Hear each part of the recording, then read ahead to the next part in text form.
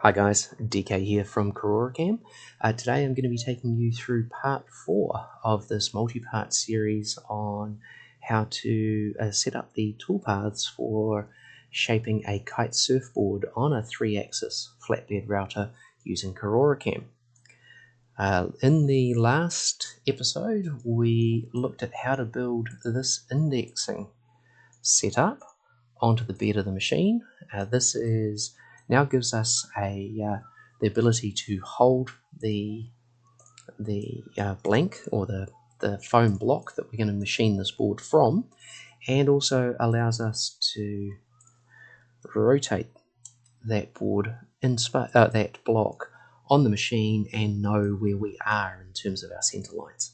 So that's a very important part of the process, even though it's a very simple form.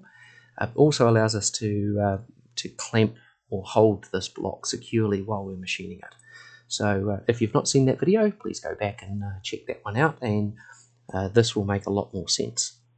So what I've set up now is we need to machine the recesses for where the 4 fin boxes go for this particular board. Now these are a fin box system called Futures, and they're reasonably easy to machine using a 1/2 inch or 12.7mm tool bit, and we're going to use a couple of different toolpaths to do that.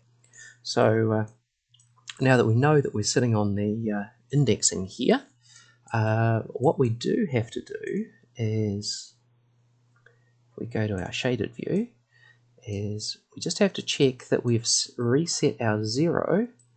So if we look at this, we select this entire setup and we go to our Z max, we are, in fact, we have set this up to be zeroed to the very, or our tool bit to be zeroed to the top of this blank, or I would actually, when I come to machine it, I'll probably zero it on the side of this rail in a known location. So yeah, that's just, we need to know where we're at to actually do the machining.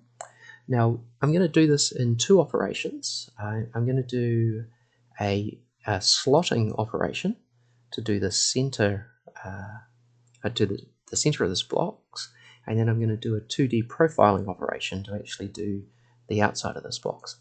Now to get the curves that I'm looking for, we can go to curve from objects, duplicate face border, and we can simply select that bottom surface and that mid surface, the bottom surface, the mid surface, bottom surface, mid surface for all 4 blocks.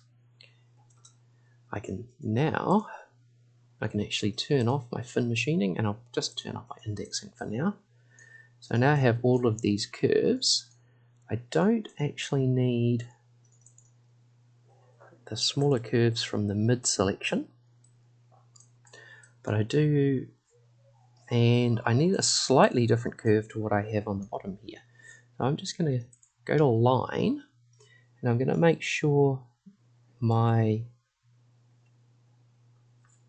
turn off middle, and I'm going to just have my center on snap on. I'm going to come to my top view, and if I come in towards this this curve at the end of or this radius at the end of this curve, I'll actually snap to the center, and I can do the same. I can snap to the center. So now I have this line that's running exactly up the center of that curve that I created from that bottom surface. So I'm just going to repeat that for my other 4 locations, my other 4 fin boxes.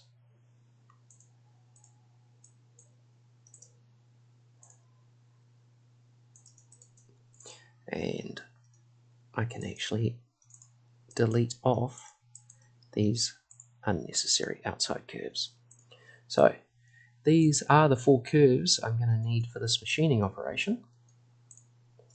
And what I can do now is I can launch KaroroCAM, and this will take a minute or 2 to open up.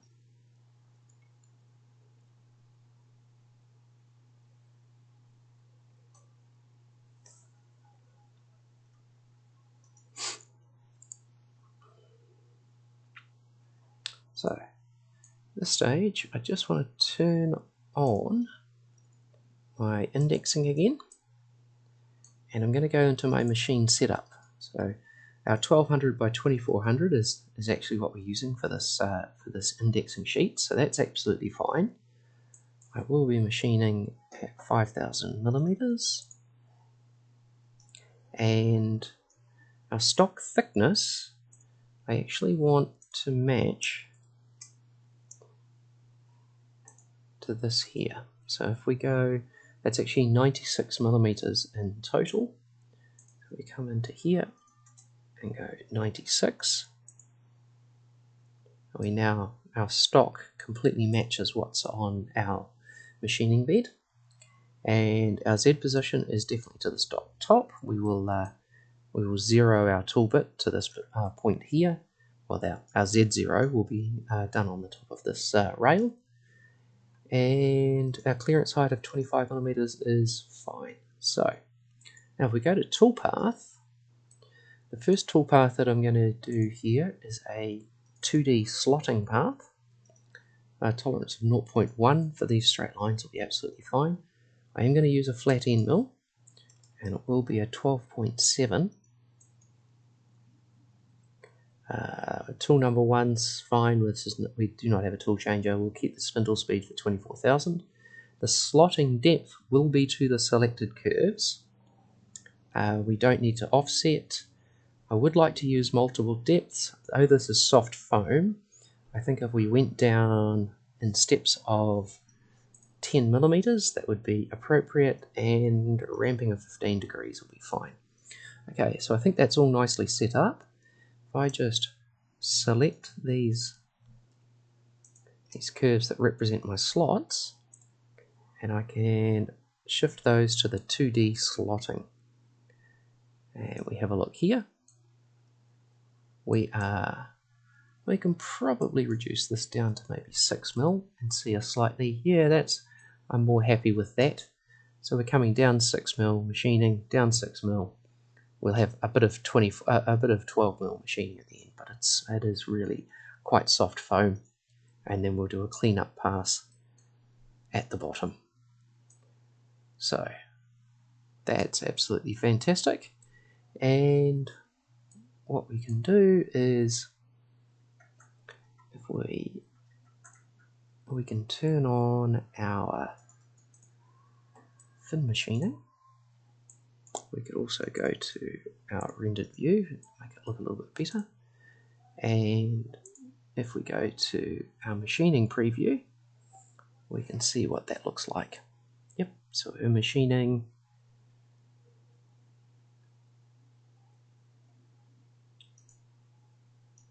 those 4 slots.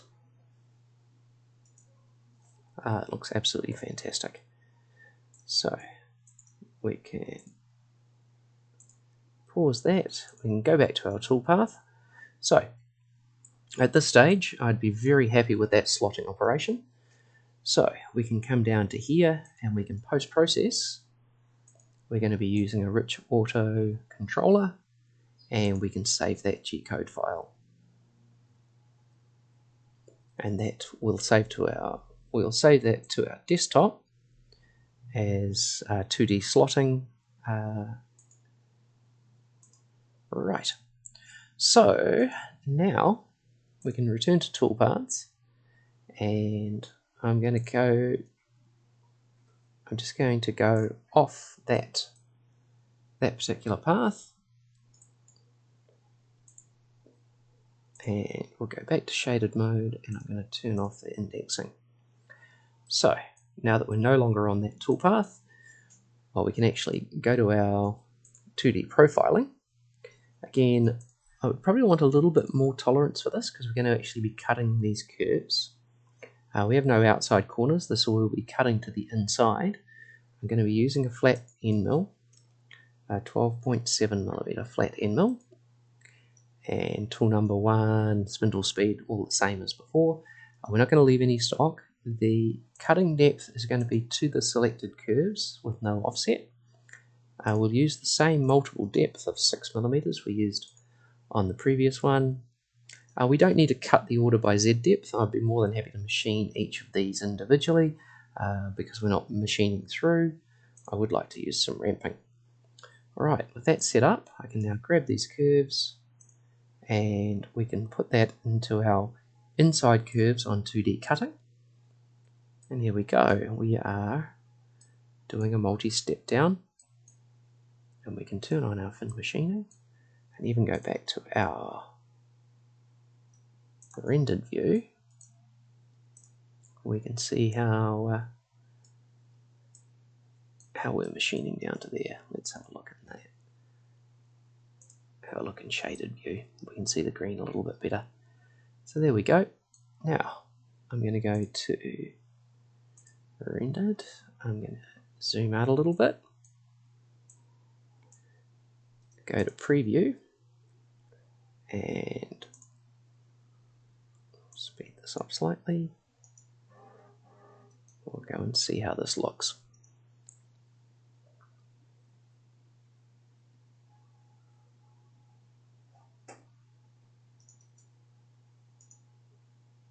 There we go. So that is doing 3 passes to clean out to the bottom of that recess. So I am more than happy with that. I'll go back to my toolpath and we can post-process. Again, rich auto is fine and we can save this to the local drive. And it'll, again, on our desktop, and it's the same file name, but with the 2D profile cutting on the end of it. There we go. We have now done the toolpaths required to cut the fin recesses, which is our sort of first machining process in the actual blank for this kite surfboard. So there we go, guys. If you have any questions about this particular process, or in fact any questions about KaroroCAM and how it might be useful in your own processes or projects, please feel free to leave a comment below this video, or you can email us on KaroroCAM@gmail.com. Thanks very much.